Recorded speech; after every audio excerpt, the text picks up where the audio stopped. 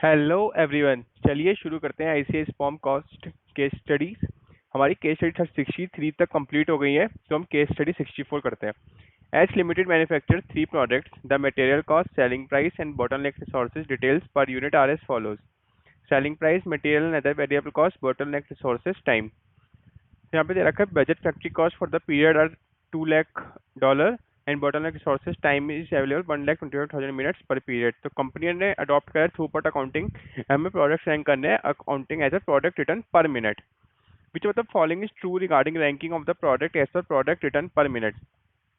इनमें से कौन सा रैंकिंग हमें करनी है प्रोडक्ट एक्स वाई जेड में, कि फर्स्ट सेकंड थर्ड कौन सा आएगा, और थ्रूपुट अकाउंटिंग पर प्रोडक्ट पर मिनट के अकॉर्डिंग निकालना है हमें। ओके, सो सबसे पहले यहाँ पे एक्स आ गया, ये वाई, दिस इज जेड।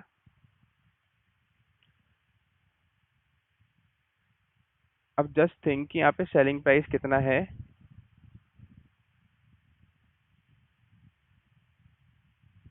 यहाँ पे सेलिंग प्राइस दे रखा है आपको 100, 200, 300, 100, 200, 300। मटेरियल अदर वेरिएबल को 70, 140, 240। तो मैं डायरेक्ट बीसी लिख रहा हूँ, वेरिएबल कॉस्ट 70, 140, 240। तो यहाँ पे कंट्रीब्यूशन, थ्रूपुट कंट्रीब्यूशन निकाल सकते हैं हम यहाँ पे।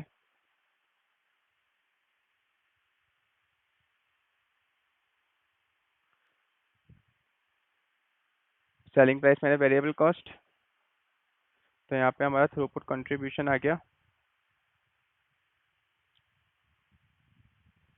उसके बाद बोला है इन्होंने बोटल नेक रिसोर्स टाइम मिनट। अब हमें प्रोडक्ट पर मिनट के अकॉर्डिंग निकालना है। अगर इसके अकॉर्डिंग देखेंगे तो दिस इज फर्स्ट, दोनों X Y Z, but this X is second. But हमें पर मिनट के अकॉर्डिंग निकालना है, तो पर मिनट के लिए हम क्या करेंगे, bottle neck resource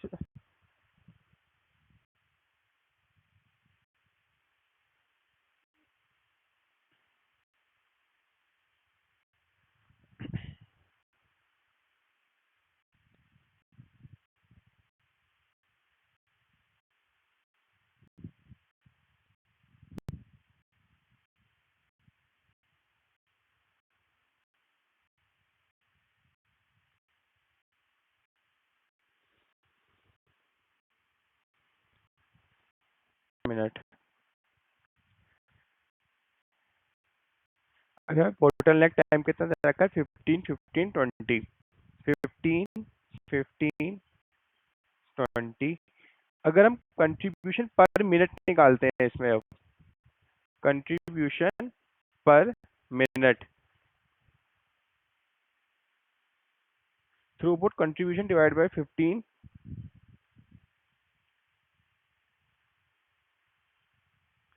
sorry this is 20। तो rank first, this is first ranking देंगे, तो अगर किसका कंट्रीब्यूशन ज़्यादा है, वाई का, देन जेड का सेकंड, देन एक्स का थर्ड। तो Y is the first, Z is the second and X is the third. तो यहाँ पे कितना आ गया, this is first, this is second, this is third. Product Y is first, Z is the second, X is the third, तो option C. अब उसके बाद बोले which of the following is true regarding the ranking of the product as per the throughput accounting ratio. अब ratio के according पूछ रहे हैं कि हमें रेशियो में कितना देना, तो रेशियो के अकॉर्डिंग कितना लगेगा। अब इसमें रेशियो के अकॉर्डिंग अगर हम चेक करते हैं, तो रेशियो के अकॉर्डिंग देखो, पहले इसमें दे रखा है कि बजट फैक्ट रेशियो कैसे कैलकुलेट होगा, कंट्रीब्यूशन अपॉन फैक्ट्री रिसोर्स पर मिनट। अब फैक्ट्री रिसोर्स, फैक्ट्री कॉस्ट दे रखी है, बोटल रिसोर्स टाइम अवेलेबल दे रखा है 1,25,000 मिनट्स पर पीरियड। तो हम सबसे पहले फैक्ट्री का फैक्ट्री टाइम निकालेंगे बेसिकली, फैक्ट्री टाइम। तो यहाँ पे कैसे, divided by 2 lakh divide by 1,25,000, sorry 1,25,000। Just a minute, but I am doing यार, आई थिंक कुछ तो कैलकुलेशन है। 2 डिवाइड बाय 1,25,000, 1.6। मैंने 2 लाख की जगह 20 लाख ले लिया था। तो अब यहाँ पे हम थ्रूपुट अकाउंटिंग रेशियो को मैं टी ए रेशियो लिख सकता हूँ। तो यहाँ पे cost contribution per minute divided by factory time कितना आया 1.25, ऐसे तीन एक्स वाई जेड में निकाल देंगे। तो आपकी रैंकिंग कितनी आ रही है इसकी, यहाँ पे रैंकिंग आई है this is first, this should be second and this should be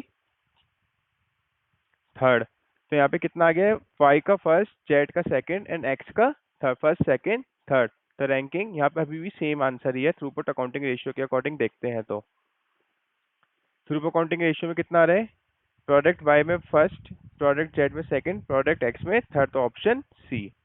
which of the following is not true regarding theory of constraint, the optimum production of bottleneck activity should determine the production schedule of the net metal activities. ये तो दिखता ही है, क्योंकि bottleneck activity का main motive ये होता है कि हमें सेल्स और सेल्स वॉल्यूम को अपनी इंक्रीज करना है, बेसिकली यूनिट ज्यादा से ज्यादा प्रोड्यूस कर पाए और हम ज्यादा से ज्यादा सेल कर पाए, simple.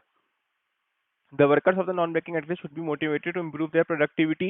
Constraint can be removed by elevating system bottleneck. Constraint can be removed by increasing bottleneck efficiency capacity.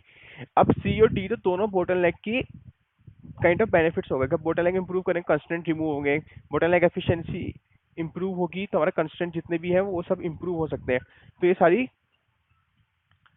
इसके क्या है इसकी ट्रू है, but workers of non bottleneck activity should be motivated to improve their productivity, ये true नहीं है। हमें जबकि नॉन वर्कर्स जो वर्कर्स है नॉन बोटलनेक एक्टिविटी को उनको ऑप्टिमम करना चाहिए, कि हम ये नहीं है कि ज्यादा आउटपुट एडिशनल आउटपुट निकाल दे जो रिक्वायर्ड ही नहीं है। अल्टीमेटली वो क्या रहेगा, डब्ल्यू में पड़ा रहेगा। अगर डब्ल्यू में रहेगा तो उसका क्या होगा, उसको कोई यूज नहीं होगा और हम we are just wasting our hours. तो option B is the correct answer. Which of the following is not true regarding theory of constraint throughput accounting based approach for product mix decisions, that throughput accounting and the theory of constraint throughput accounting focuses on a push approach to production management as opposed to pull approach of just-in-time management. One of the disadvantage of TOC/TA approach is that there may be circumstances when operating expenses cannot be classified definitely as fixed, where the TO ratio is greater than the one the product in question is profitable. TOC/TA approach has its main emphasis on quality of production. अब क्या होता है, इसका answer just in time में होगा क्योंकि हम उतना ही प्रोड्यूस करना है जितना में रिक्वायर्ड है। और डिसएडवांटेज ये है कि circumstances of operating expenses classified नहीं कर सकते कि फिक्स्ड है या वेरिएबल है। टीआर रेशियो 1 से ज्यादा होना चाहिए जब भी प्रॉफिटेबल होगा, जैसे हमने ऊपर भी कैलकुलेट करा सेकंड क्वेश्चन में। एंड टीओसी टी पर has main quality of production, quality of production में नहीं होता, सेल्स एंड सेल्स वॉल्यूम पे होता है। तो this is the wrong answer, option D. Case study 65. Given that price and quantity demand given the following sales and demand data, selling price per unit 100, number of units sold 500 और selling price per unit 90 पे number of units 480 है। Basically 10 rupees का change हो रहा है तो हमारी जो यूनिट सोल्ड हो रही है वो भी कम हो रही है। Find the linear relationship between P and Q. अब पी की जो लीनियर रिलेशनशिप होती है वो क्या होती है, P equals to A minus B Q. यहाँ पे समझते हैं कि ये होता क्या है। P equals to A minus B Q. अब यहाँ पे P, अब हमारा ये एक ए क्या होता है, ए इज द प्राइस जहाँ पे प्रॉफिट क्या होता है, जीरो होता है अगर and B is the change in the price upon change in quantity and Q is the quantity हो गया। अब यहाँ पे पहले सबसे पहले तो हम बी निकालेंगे। अब बी दे रखा है change in price upon change in price में कितना चेंज हो रहा है 10 और क्वांटिटी में कितना चेंज हो रहा है 20।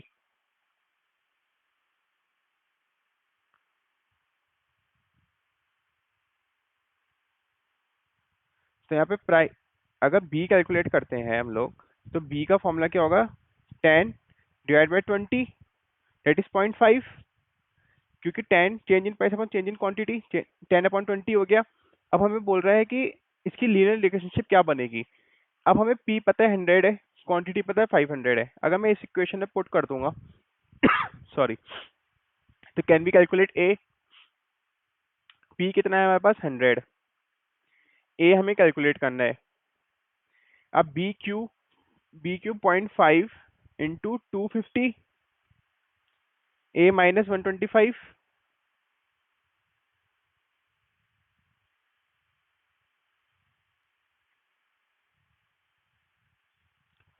व्हाट हैपन यार, सॉरी, इक्वल्स टू 0.5 इंटू 500। क्यों, 0.5 क्वांटिटी कितनी है 500, बाय मिस्टेक आई पुट 250 तो अब a माइनस 250 इक्वल्स टू 100 आ रहे। अगर मैं a को उधर ले जाऊंगा तो a इक्वल्स टू कितना हो जाएगा 250 प्लस 100 दैट इज 350। तो a की वैल्यू आ गई यहाँ पे 350 और यहाँ की b की वैल्यू आई थी 0.5। तो इसकी इक्वेशन क्या बन गई यहाँ पे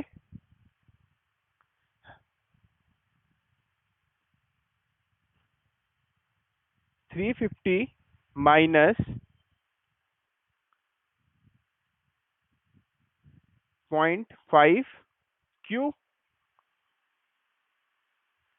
p equals to 350 minus 0.5 Q 350 equals to minus 0.5 Q. तो option A is the correct answer. Find the equation for the marginal revenue based on your calculations above. Marginal revenue की कैलकुलेशन क्या होती है? Marginal revenue की जो calculation होती है वो होती है A माइनस 2BQ,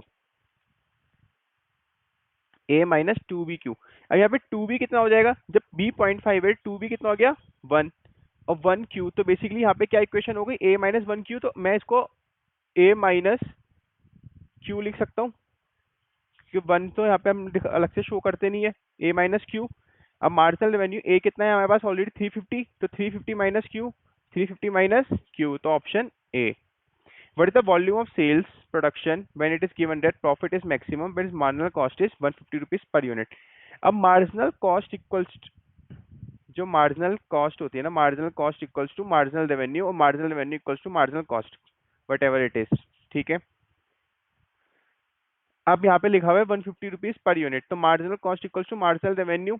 अब मार्जिनल कॉस्ट दे रखा है यहाँ पे 150 और यहाँ पे इक्वेशन कितनी थी मार्जिनल रेवेन्यू की 350। यही सेम इक्वेशन ले लेंगे सेल्स और क्यू निकालना है हमें। अगर मैं क्यू को इस तरफ जाऊंगा 350 तो क्यू इक्वल्स टू कितना आ जाएगा इसको सॉल्व करेंगे तो 200 यूनिट्स। तो क्यू मैक्सिमम कितना होगा अगर 150 रुपीज की मार्जिनल कॉस्ट है तो क्यू कितना हो सकता है प्रॉफिट कितना मैक्सिमम पे होगा 200 यूनिट्स पे option B. Based on your calculation above but at third but selling price is the profit maximum। अब प्रॉफिट पूछ रहा है ये तो P equals to selling price जो हमने ऊपर निकाला है but selling price the profit maximum. Selling price क्या होगा A minus B Q. A निकाला था हमने ऊपर 350 और B कितना है 0.5 और क्वांटिटी कितनी है 200। अगर आप इस इक्वेशन को सॉल्व करोगे 200 माइनस 0.5 100 350 माइनस 100 कितना आ गया 250। तो 250 rupees per unit selling price होगा अगर 200 हम लोग मैक्सिमम क्वांटिटी सोल्ड कर पा रहे हैं। अब इसने बोला कंडीशन फॉर प्रॉफिट मैक्सिमाइजेशन क्या होता है। जो ग्राफ बनता है ना ग्राफ को समझो ग्राफ क्या होता है this is the marginal curve and this is marginal revenue. जहाँ पे एक टाइम पे आके जो यहाँ पे this is marginal revenue this is M R and this is M marginal cost. अगर कॉमर्स के स्टूडेंट अपने 11th से 12th में इकोनॉमिक्स में पढ़ा होगा दिस इज मार्जिनल रेवेन्यू ऐसे जाता है मार्जिनल कॉस्ट नीचे से जाता है क्योंकि मार्जिनल रेवेन्यू तो हमारा ऊपर से होते हुए जाएगा ना कि भाई एक टाइम पे आके स्टेबल हो जाएगा मार्जिनल कॉस्ट हमारी एक टाइम पे ऊपर जाएगी फिर स्टेबल हो जाएगी। तो यहाँ पे आके हमारा क्या बन जाता है एक तरह से इक्विलिब्रियम बन जाता है। तो अब यहाँ पे देखो जो मार्जिनल कॉस्ट जा रही है वो नीचे से कट कर रही है मार्जिनल रेवेन्यू को। तो यहाँ पे क्या आ रहा है MC curve cut marginal revenue from cut from below MC curve cut marginal revenue from below. अब यहाँ पे क्या हो रहा है ये तो ऑप्शन ही रॉन्ग है ये दोनों। यहाँ पे क्या हो रहा है मार्जिनल कॉस्ट जो है वो नीचे से कट कर रही है मार्जिनल रेवेन्यू को option A is the correct answer. I hope आपको यहाँ पे सारी चीजें समझ में आ गई कुछ भी प्रॉब्लम है तो please let me know. Case study 66 Nutty Bites produces many edible snacks that are very popular especially among children. Peanut oil are essential ingredients in many of its products. They are currently facing this ethical issue. Medical studies have indicated peanut allergic reactions are on the rise. The prevalence is more profound among children. Reactions can range from hives around mouth to potential life-threatening reactions when exposed even to slightest taste of peanuts. Nutty Bites is a mid-sized company that has a growing market. Risks to peanut exposure can come not just from presence of peanuts in its products. Some of it brought in ingredients, raw material input are cooked in peanut oil. There are risk of cross-contamination amongst product. Let us say an equipment has been used to produce cookies that has peanuts. Next, the equipment is used without being cleaned to produce chip that does not have a peanuts as an ingredient. The management of Nutty Bites has called for a meeting to discuss the issue. The issue need not be addressed at all after Nutty Bites is doing nothing against the law. It is the opinion of many members on the board of the company.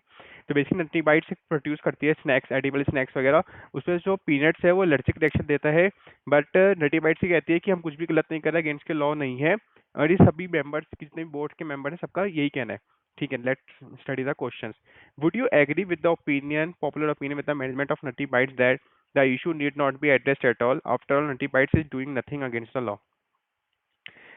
Yes, the health and safety of consumer cannot be the responsibility of Nutty Bites and the issue need not be addressed at all. ये तो मतलब कुछ भी लिख रहे हैं यार, option खुद ही सोचो कि ये तो हो ही नहीं सकता. जनरल सिनेरियो में आप पढ़ो कि हेल्थ एंड सेफ्टी कंज्यूमर किसकी है, कंपनी की है. अगर वो जो प्रोडक्ट बना रहे हैं उससे रिलेटेड कुछ भी अगर प्रॉब्लम है, रिस्क है, तो वो तो कंपनी को देखना चाहिए ना. No food safety the fiduciary duty that Nutty Bites owes to the society. CSR is a duty an organization has towards a wider community, hence Nutty Bites has to take steps to address the problem. Obviously ये तो company की responsibility है, food safety जो department है उनको देखना चाहिए, and जो कंपनी CSR है, कंपनी ओस करती है सोसाइटी, क्योंकि सोसाइटी से वो रिसोर्सेज ले रही है, और सोसाइटी को जब वो आउटपुट दे रही है तो उसको अच्छा आउटपुट देना चाहिए. नथी और नटी बाइट्स को इस प्रॉब्लम को एड्रेस करने के लिए स्टेप्स लेने चाहिए. तो option B is the correct answer. Is doing ये भी रॉन्ग है, और does need not to take as a loss of fight, ये भी गलत है, उसको एक्शंस लेने चाहिए. जो the following scenario has a less chance of happening if Nutty Bites does not take any action on consuming the product. If the consumer faces a medical issue that gets traced back to the product manufactured by Nutty Bites, it could result in bad publicity that could damage its brand value. It can increase the risk of potential legal action for tort or committing a civil wrong. Operating in an ethical environment can increase employee morale and well-being. Profitability from scale of the products for the current month short run will be impacted. अब किसका less chance है?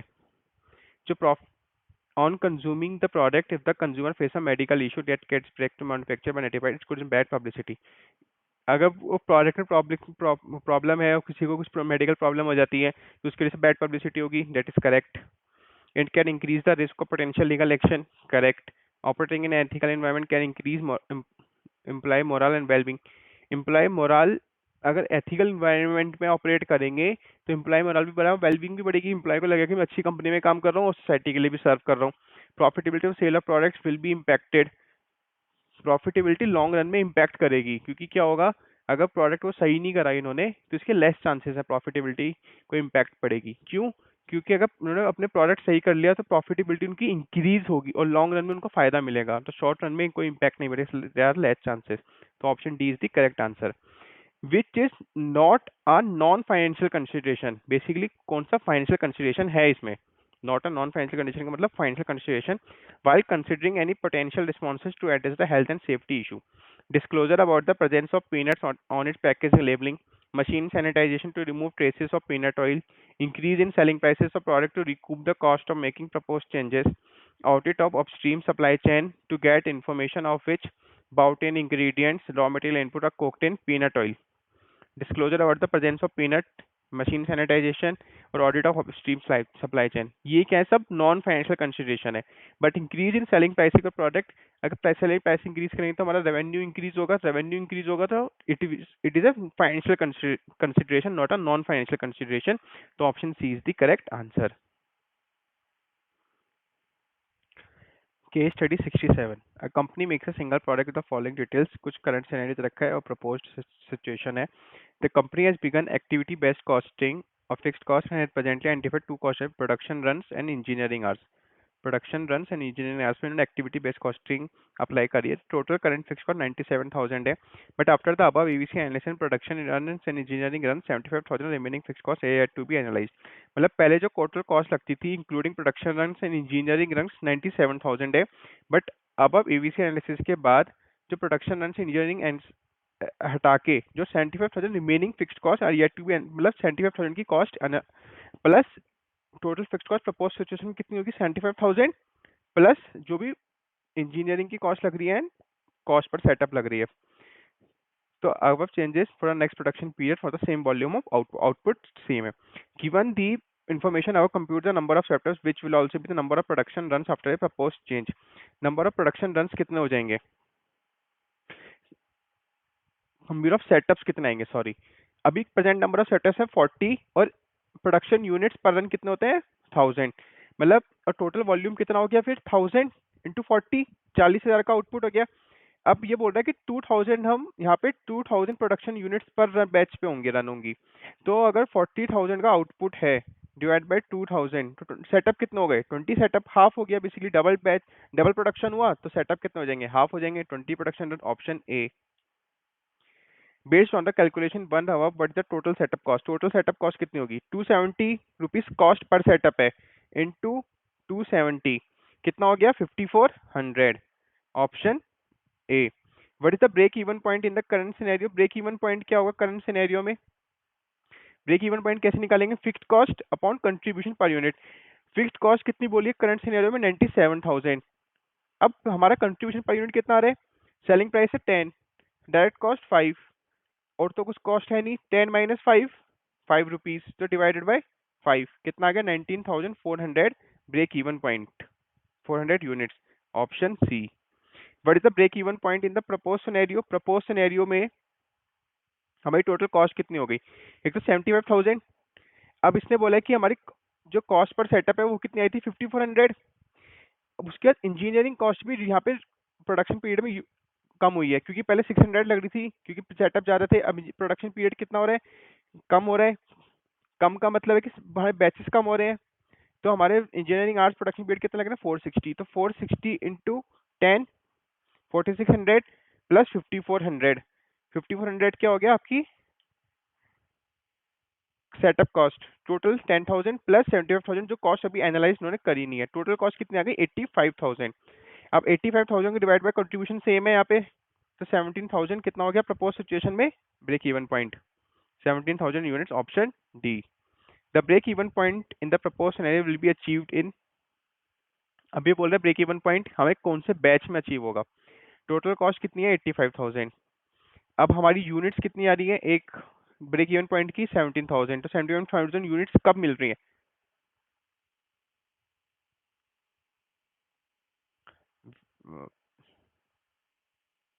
Wait कुछ तो error कर रहा हूँ मैं यहाँ पे,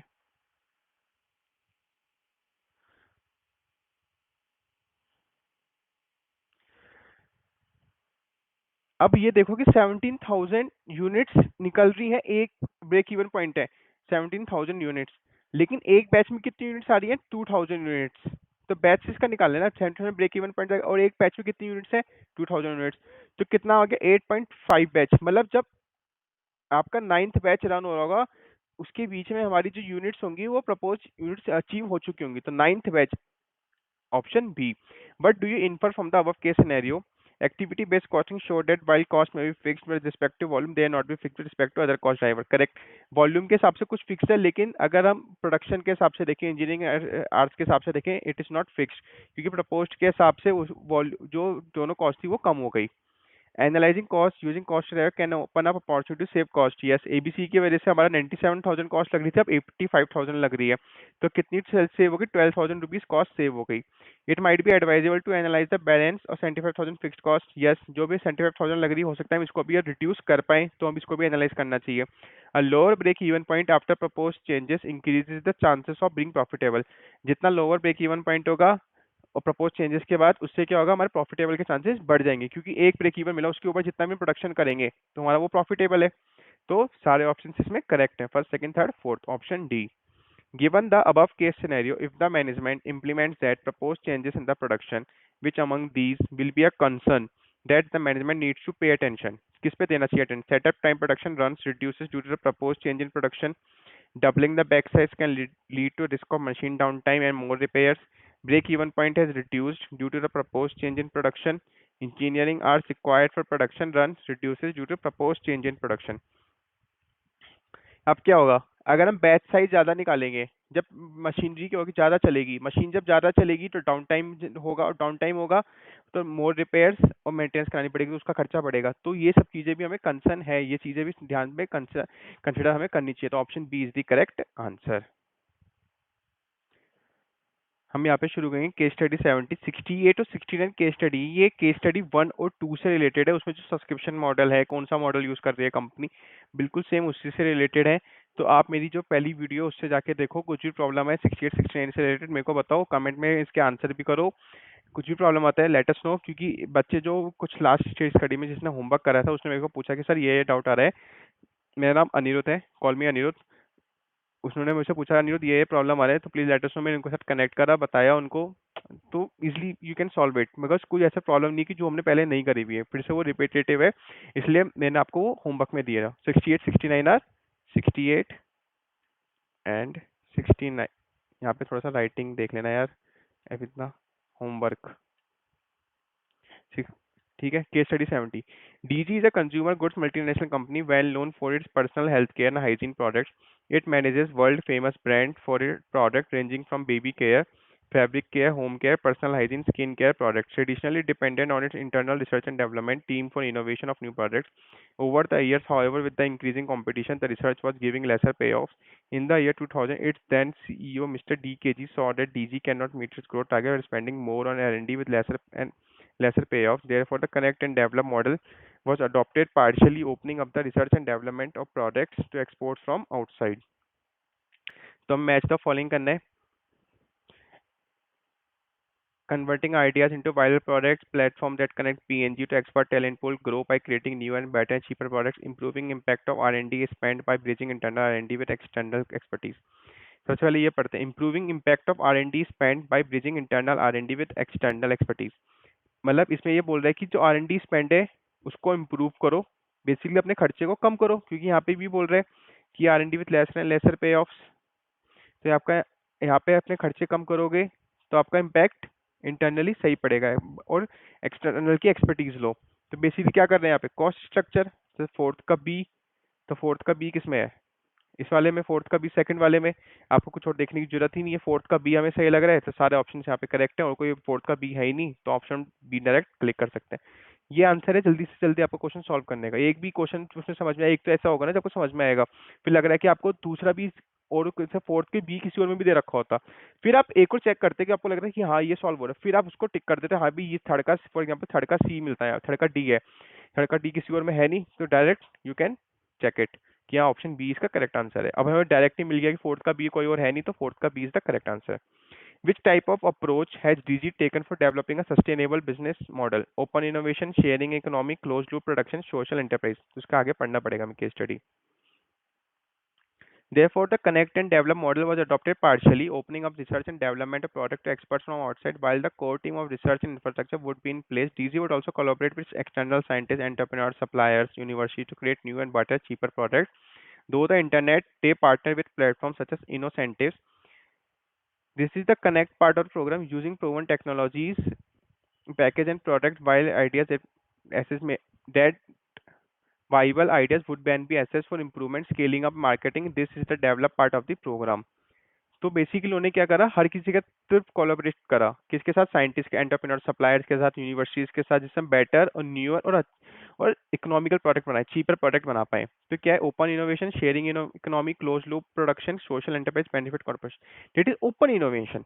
क्यों, शेयर तो कर नहीं रहे इकोनॉमी किसी के साथ, ये कि भाई मेरा प्रोडक्ट है, आप भी आपके साथ मिलके बनाते हैं, ये प्रोडक्ट है आप भी बनाओ मिलके। क्लोज लूप प्रोडक्शन खुद से बन के वो भी नहीं है, और सोशल एंटरप्राइज सोशली भी नहीं है कि सोशल जाके बेनिफिट कर रहे हैं कॉर्पोरेट को, किसी और कॉर्पोरेट को बेनिफिट कर रहे हैं, थर्ड पार्टी से कर रहे हैं, ऐसा कुछ भी नहीं है। तो इसमें क्या, ओपन इनोवेशन, साइंटिस्ट के पास गए, एंटरप्रेन्योर के पास, यूनिवर्सिटीज के पास गए, आप हमें बताओ कि क्या क्या इसमें हम इनोवेट कर सकते हैं और प्रोडक्ट को अच्छा और इकोनॉमिकल बना सकते हैं। तो open innovation is the correct answer. Okay, case study 74 हमने जो 70 तक कर ली थी, 71 72 आपकी प्रीमियम मॉडल पे वो है, वही सब्सक्रिप्शन मॉडल जो हमने 68 69 आपको मैंने अभी होमवर्क दिया है वो सेम वही है। 73 भी आपकी केस स्टडी है, थ्योरी। तो आप ये तीनों सॉल्व करो, कोई भी प्रॉब्लम है let me know the comment section, और बेटर होगा कि आप ईमेल में बताओ। एंड इसमें एक चीज़ और, मैंने जो डिस्क्रिप्शन में इस केस स्टडी का लिंक दे रखा है, बच्चे मेरे से कमेंट सेक्शन में पूछ रहे हैं, डिस्क्रिप्शन में कमेंट इस केस स्टडी का लिंक है, तो आप डायरेक्टली वहीं से डिस्क्रिप्शन में जाके केस स्टडी ओपन कर सकते हो। Okay, case study 74। A company has a division A producing three products called X, Y, Z. Each product can be sold in the open market in the following manner. Maximum external sales are X 800 units, Y 500 units, Z 300 units. Selling price per unit दे रखा है, variable cost दे रखी है, labour hours required per unit in division A दे रखा है. ठीक है. Product Y can be transfer to division B but the maximum quantity that might be required for transfer is 300 units. ये कह रहा है कि जो प्रोडक्ट वाई है वो डिवीजन बी को भी ट्रांसफर हो सकता है, बट मैक्सिमम क्वांटिटी कितना ट्रांसफर कर सकता है, 300 यूनिट्स. और डिवीजन बी ये बाहर से यही सेम प्रोडक्ट कितने में खरीदता है, $45 पे खरीदता है. ठीक है. तो इसकी एक वर्किंग की रेट कर लेते हैं जिससे हमें कोई प्रॉब्लम ना आए.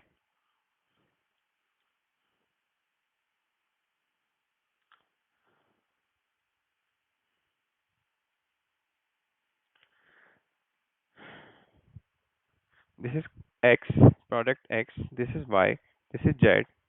एंड यहाँ पे सेलिंग प्राइस दे रखा है दोनों का 90, तीनों का 96, 92, 80.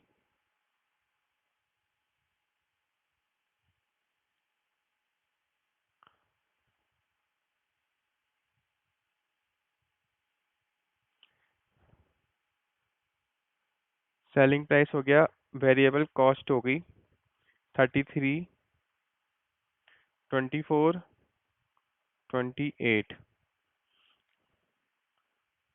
कंट्रीब्यूशन पर यूनिट आ गया यहाँ पे 96 माइनस दिस,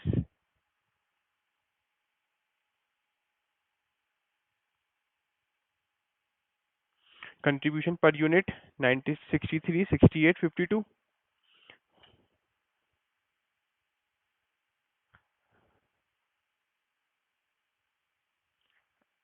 अब इसके बाद बोला है कि लेबर आवर्स रिक्वायर्ड. अब यहाँ पे labour hours,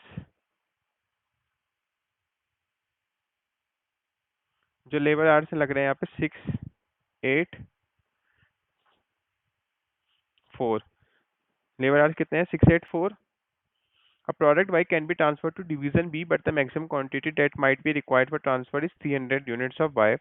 Division B could buy a similar product in the open market at a price of $45 per unit. Product ठीक है. अब ये बोल रहा है कि लेबर आवर्स इतना लग रहा है, तो अगर हम लेबर पर कंट्रीब्यूशन निकालें कितना आएगा, 63 डिवाइड बाई 6. तो this is labour hours per contribution. अगर रैंक देंगे तो this is 1, this is second, this is third, this is ranking. ठीक है. अब क्वेश्चन करते हैं सब. Number of hours needed for external sales. अगर number of hours 800 unit, 500, 300 units. यहाँ पे मैं यूनिट्स पे लिख देता हूँ कितनी सोल्ड हो रही है मैक्सिमम. या मैक्सिमम यहाँ पे क्या लिखा है, मैक्सिमम एक्सटर्नल सेल्स. यहाँ पे लिखा है कि मैक्सिमम एक्सटर्नल सेल्स कितना है, 800 यूनिट्स, 500, 300. अब ये बोल रहा है कि मैक्सिमम आपके कितने आवर्स लगेंगे फॉर एक्सटर्नल सेल्स के लिए. टोटल आवर्स कैलकुलेट करने basically 800 units into labour hours कितने लग रहे हैं पर यूनिट, 600. तो यहाँ पे मैंने कैलकुलेट कर दिया. अगर मैं इसका यहाँ पे सम करता हूँ तो कितना आ गया, 4800, 4000, 1200, डेट इज 10,000 आवर्स. तो कितने आवर्स लगेंगे total, 10,000. Option C. When division A has capacity 12,000 hours, which of the following statement are true? Contribution per hour. Contribution per hour हमने निकाला x का 10.5, 8.5, 13. 10.5, 8.5, 13. ये contribution आ रहा है. So this statement is correct. The constraining factors labor hours which needs to be utilized optimally. Yes. अब जैसे Y product जो है वो थर्ड रैंकिंग पे आ रहा है. अब यहाँ पे लेबर आवर्स हम यहाँ पे कम लगा रहे हैं, लेबर आवर्स ज़्यादा लग रहे हैं और लेबर कंट्रीब्यूशन यहाँ पे सबसे कम है. तो इसके को लेबर आवर्स जो है ना वो ऑप्टिमली यूटिलाइज होना चाहिए, जिससे हम अपनी एक्सटर्नल सेल्स को भी डिमांड कर पाए और जो डिवीजन बी को हमें ट्रांसफर करना है वो भी यूज कर पाए. तो this needs to be utilised optimally. There is shortfall of 400 hours to meet both external production and request of 300 units of Y from division B. ये बोल रहा है कि अगर हम 300 यूनिट्स को और लेते हैं, 300 यूनिट्स इंटू 8, तो कितने आ गए टोटल, 24. अब मैं इन दोनों का टोटल करता हूँ अगर, तो कितना आ गया टोटल, कितने आवर्स चाहिए हमें, 12,400. लेकिन हमारे पास है कितने, 12,000 आवर्स. तो कितना शॉर्टफॉल हो गया, 400 यूनिट्स का शॉर्टफॉल हो गया, तो this statement is also correct. Due to limited capacity division A will incur opportunity cost due to loss sales if it caters to request of division B. अगर वो डिवीजन बी की request पूरी करता है तो डिवीजन ए को अपनी opportunity cost को, क्योंकि अगर 2400 आवर्स चाहिए पहले, तो जब ये 12,000 आवर्स है तो यहाँ पे कहीं ना कहीं शॉर्टफॉल हो रहा है 400 आवर्स का। अब जब 400 का शॉर्टफॉल हो रहा है तो वाई का जो एक्सटर्नल सेल्स है 500 यूनिट्स वो पूरी नहीं कर पाएगा, उसकी वजह से उसको अपॉर्चुनिटी लॉस्ट होगी। तो this statement is also correct. All statements are correct, first second third and fourth. Option D. When division is capacity 12,000 hours, what will be the maximum optimum production? अगर 12,000 hours है तो maximum production for external sales कितना होगा?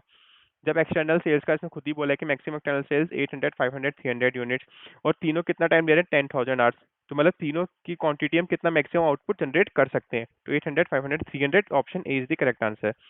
Given that division A has the capacity of 12,000 hours, if division A accepts to produce 300 units of Y for division B, what will be the contribution lost? अब ये बोल रहे division A accept कर लेता है 300 units Y की, अब इसका कंट्रीब्यूशन लॉस्ट कितना होगा वो बताओ। अब कंट्रीब्यूशन लॉस्ट, अब सपोज 400 यूनिट्स का लॉस हो रहा है, तो 400 यूनिट्स डिवाइड बाय 8, मतलब 50 यूनिट्स ऐसी हैं जो ये पूरी नहीं कर पाएगा। समझ गए? 500 यूनिट्स है यहाँ पे वाई की, लेकिन 50 यूनिट्स ऐसी हो गई कि जहाँ जो ये शॉर्टफॉल हो रही है, 50 यूनिट शॉर्टफॉल हो रही है। अब 50 यूनिट का कंट्रीब्यूशन कितना है, जितनी यूनिट शॉर्टफॉल हो रही है, कितना कंट्रीब्यूशन 68, तो कितना लॉस हो गया 3400 यूनिट्स का लॉस होगा। 30 contribution loss from reduce sales of Y, Y का है ना, वाई का प्रॉब्लम आएगा, तो 3400, option B. Given that division A has capacity of 12,000 hours, if division A accepts to produce 300 units of Y for division B, what should be the transfer price that should be charged to division B at the minimum? अगर division A की capacity 12,000 hours है और division A accept कर लेता है 300 units Y की, तो should be transfer price कितना होना चाहिए? अब ट्रांसफर प्राइस कैसे करते हैं? मिनिमम मिनिमम कितना बोल रहे हैं, that should be charged to division B at the minimum. Minimum transfer price कितना लेंगे हम? Marginal cost plus contribution loss. Marginal cost कितनी है यहाँ पे 24 यूनिट्स। अब यहाँ पे जो हमारा लॉस आ रहा है 300 यूनिट्स के हिसाब से देखेंगे, क्योंकि कितना उसको यूनिट्स देनी है, 300 यूनिट्स देनी है डिवीजन बी को, और लॉस कितना है हमारा 3400 का, तो हमारा कितना चार्ज होना चाहिए 24 रुपीज मार्जिन, क्योंकि हम वेरिएबल कॉस्ट भी रिकवर करेंगे अपनी और जो अपॉर्चुनिटी लॉस्ट हो रही है वो भी लेंगे, तो 35.333 हमें इतना मिनिमम चार्ज करना चाहिए, 35.33 पर unit, option C. Given that division A has capacity to 12,000 hours, if division A accepts to produce 300 units of Y for division B, what should be the transfer price? Transfer price range, transfer price की range क्या होनी चाहिए? That should be charged to division B.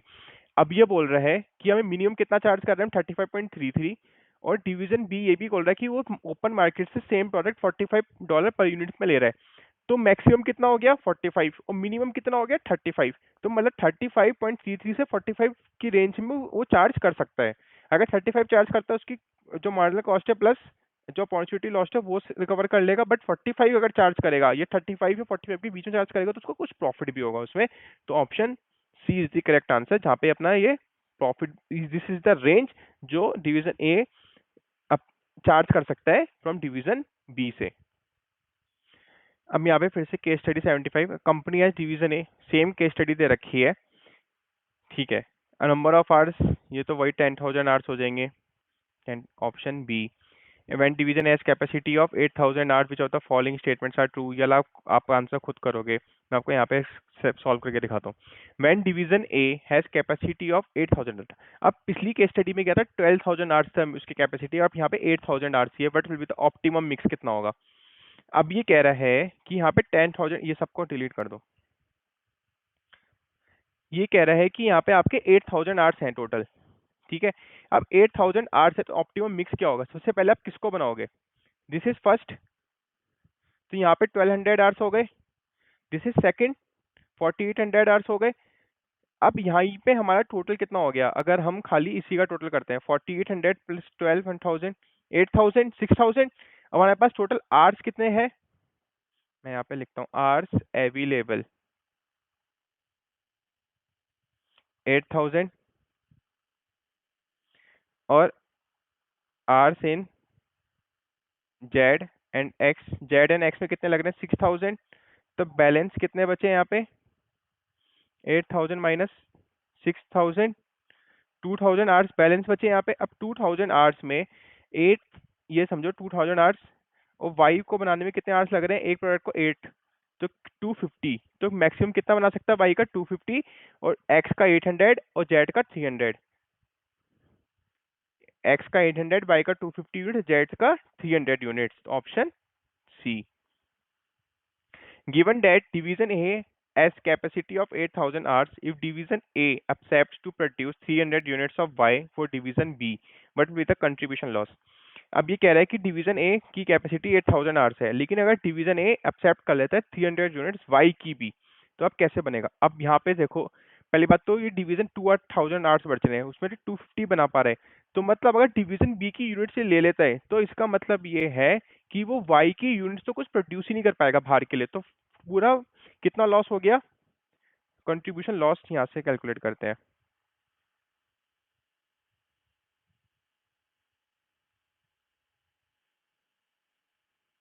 Contribution loss, अब division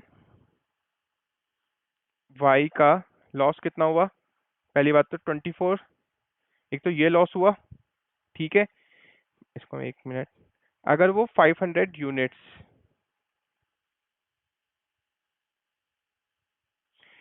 एक तो division Y का loss होगा 500 units का पूरा, एंड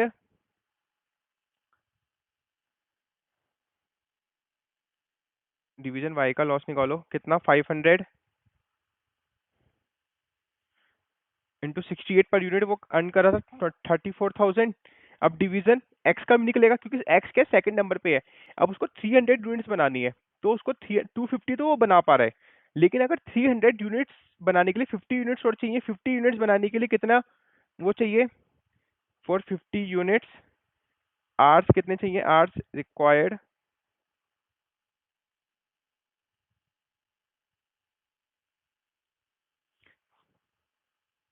50 इंटू 8, कितना आ गया 400 यूनिट्स चाहिए। अब 400 यूनिट्स चाहिए तो हमें 400 यूनिट्स यहाँ से कम होंगी टोटल आवर्स, तो 4800, तो यहाँ पे कितने आवर्स बचेंगे 4400। अब 400 यूनिट्स, आप ये समझो 400 unit division x, 400 unit division x की लॉस हो रही है, तो यहाँ पे कितनी यूनिट्स का लॉस हो रहा है कि एक यूनिट पे कितने लग रहे हैं 6, तो 66.66 यूनिट्स की यहाँ पे लॉस हो रहा है, और 66.66 यूनिट्स का लॉस हो रहा है, तो कितना कंट्रीब्यूशन था 63 यूनिट्स, तो यहाँ पे कितना लॉस आ गया टोटल लॉस 34,000 प्लस 4200, 38,200 समथिंग।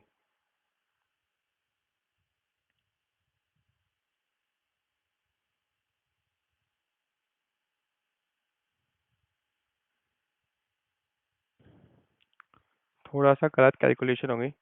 अब ये समझो 2000 आवर्स डिवीजन वाई में बच रहे हैं, तो 2000 आवर्स इंटू लेबर पर कंट्रीब्यूशन कितना आ रहा था 17,000, और डिवीजन एक्स का 400 आवर्स बच रहे हैं, यहाँ पे 400 हमें क्योंकि टोटल कितने चाहिए हमें 300 इंटू 800, 2400 आवर्स चाहिए, क्योंकि 300 यूनिट्स डिवीजन बी को चाहिए, और वाई में कितना लग रहा है 8 यूनिट्स लग रही है, 8 आवर्स लग रहे हैं पर यूनिट में, तो 2000 तो हमारे पास बैलेंस बच गया, लेकिन 400 हमें यूनिट्स एक्स की कम करनी पड़ेगी, तो 400 यूनिट कितना कंट्रीब्यूशन है 10.5, तो 17,000 प्लस 4200 कितना, कितना टोटल आ गया, टोटल कंट्रीब्यूशन लॉस कितना हो गया 21,200,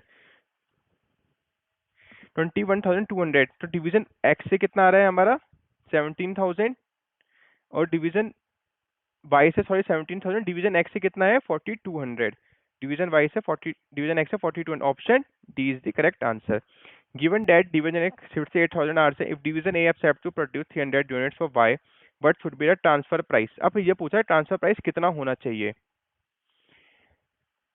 अब डिवीजन Y का कितना होना चाहिए, अगर वो 300 यूनिट्स का ट्रांसफर मिनिमम कितना चार्ज करना चाहिए 124, सेम जो वेरिएबल कॉस्ट उसमें हमें मिनिमम रिकवर करनी पड़ेगी। अब यहाँ पे टोटल लॉस कितना हो 21,200, और 300 यूनिट्स के हिसाब से कितना यूनिट्स आ गया 70.67, तो टोटल लॉस कितना हो गया उसको 94.67 पर यूनिट का उसको लॉस हो रहा है। तो इसका कितना चार्ज करना चाहिए 94.67 पर यूनिट, 94.66 मतलब 94 option C is the correct answer. इतना चार्ज करना चाहिए उसको क्योंकि contribution loss plus variable cost. अब 45 यूनिट्स पर यूनिट उसको बाहर से मिल रहा है तो इस बेटर टू वो बाहर से ले लेगा। If continuation previous part should division B purchase from division by yes purchasing division promotes goal congruence. नहीं करना चाहिए क्योंकि अल्टीमेटली अगर ओवरऑल देखा जाए कंपनी के परस्पेक्टिव से तो उसको महंगा पड़ रहा है। 94 है वहाँ पे 45 में मिल रहा है उसको। No the product Y cheaper in the external market hand division bye should purchase it from outside correct. Yes the product Y marginally cheaper in the external market hand division B should purchase it from division it promote गोल्कोन। Division B promote गोल्कोन ठीक है but financial consideration भी हमें consider करना पड़ेगा। No the product wise costlier in the external market and hand division bye should not purchase it from outside. यहाँ पे क्या लिखा था product wise cheaper in the external market and division B should purchase it from outside. Division यहाँ पे क्या लिख रहा है परचेज नहीं करना चाहिए, प्रोडक्ट वाइज कॉस्टलियर है।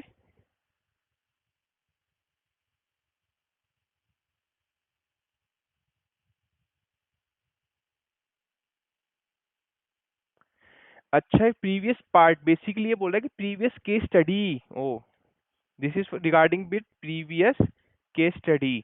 अगर प्रीवियस केस स्टडी में वो 35.33 प्लस 45 की रेंज आ रही थी और यहाँ पे कितना आ रहा है 94.6। अगर प्रीवियस पार्ट का कंटिन्यूएशन देखें और उसके बाद 12,000 आवर्स बच रहे हैं तो प्रोडक्ट वाइज डिवीजन बी को क्या कहते हैं आउटसाइड से परचेज नहीं करना चाहिए क्योंकि वहाँ पे महंगा पड़ रहा है 45, वहाँ पे $35.33 में उसको मिला। तो option D is the correct answer. तो यहाँ पे आपका 75 केस स्टडी तक कंप्लीट हो गया। बाकी हमारे पास 25-27 केस स्टडीज पड़ी हैं। 31 मार्च तक होपफुली सारी केस स्टडीज कंप्लीट हो जाएंगी, आपको सारी अवेलेबल हो जाएंगी। और कोई भी प्रॉब्लम है, आपके पेपर पास आ रहे हैं, बेस्ट ऑफ लक, अपने अच्छे से तैयारी करो। कोई भी हेल्प चाहिए definitely you will clear it, you will definitely become a CA and best wishes from my side. And कुछ भी हेल्प हो किसी भी चीज़ से related anything just let me know. I will definitely help you. Thank you. Stay healthy and wealthy.